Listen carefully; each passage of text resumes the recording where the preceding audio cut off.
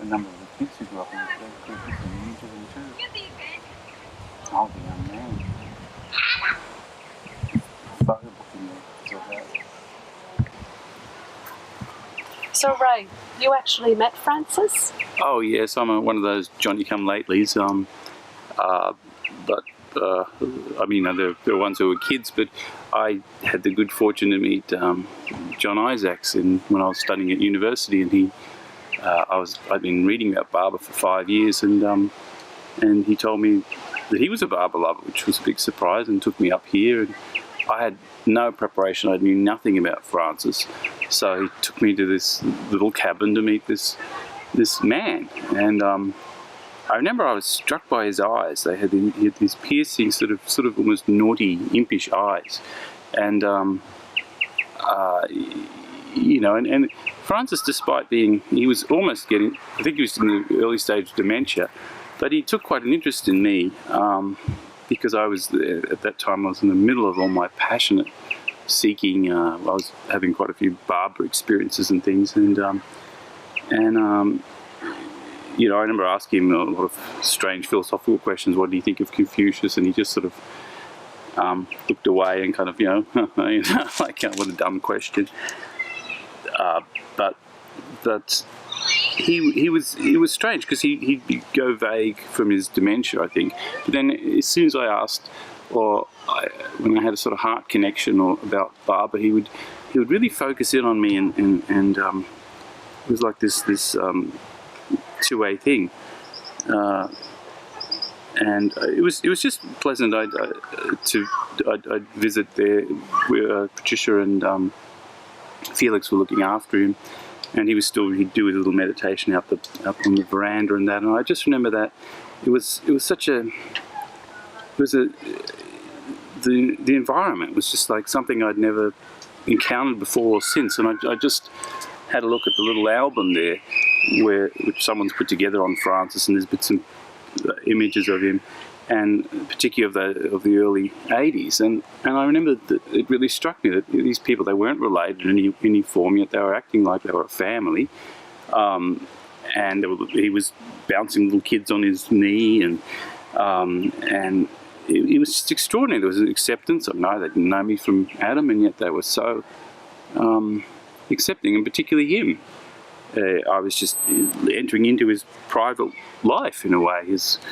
You know, he had his tea, he had to go to the toilet, whatever. It was all happening around me, and there was no etiquette around it. It was just spirituality is meeting reality in a big way. I think that was the main thing. And I remember he signed The World at World's End, the little book for me, and I didn't value it at the time. I threw it away.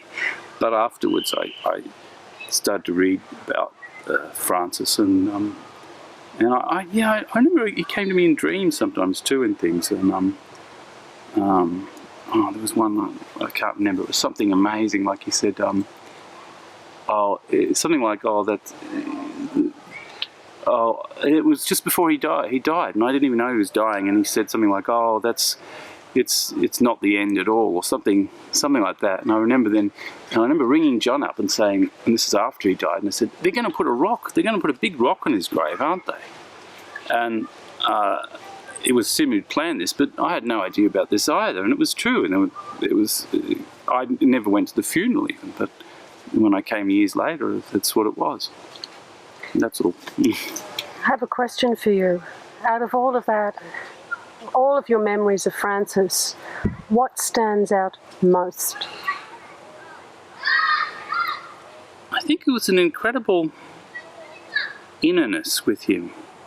And like, he had this little room there in a little cottage, and there was a sort of a soft sort of peace and tranquility that I couldn't put my finger on. It was like I knew that I'd found a real mystic, someone who had some spiritual status of some description, because it was just, and I couldn't even, it was just like the little things. He had little tidbits from India sitting around his little room, and it was just he was detached, yet he was totally inward in a way. It was like he there was a peace around him, but yet he was centered on something beyond. There was some part of him that was totally detached in a way I'd never encountered before, and yet he was sort of joking with it, like a leprechaun, and it sort of crawled out of the cave, or that's about it. Something I've also been asking about Francis's legacy in the Barber community scene in Australia. Do you feel? Oh, well, obviously huge. I mean, you know, it's funny, they're sort of Francis files. I said Francis files. You know, he's shaped it to such a huge degree, and you see them all running off on creative tangents, you know, to art or music or something, and so much of that is Francis. And I had the privilege of working a lot on his archives, and I mean rather more his library, and I got to see this incredible.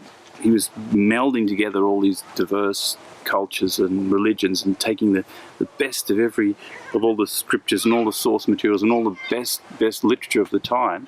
And when you're talking about the 40s and 50s, I mean, there wasn't that much available. And he had it all there, you know, music, anything you can think of, dance, drama. He was covering the whole gamut and trying to put it together. And I think that's what a lot of his, from what I hear, it seemed like his experimentation in those areas, and some of the really early music that I've heard that was actually done by him, it's like he was pioneering this whole sort of multicultural, multi-faith dimension, and some of it was extraordinary.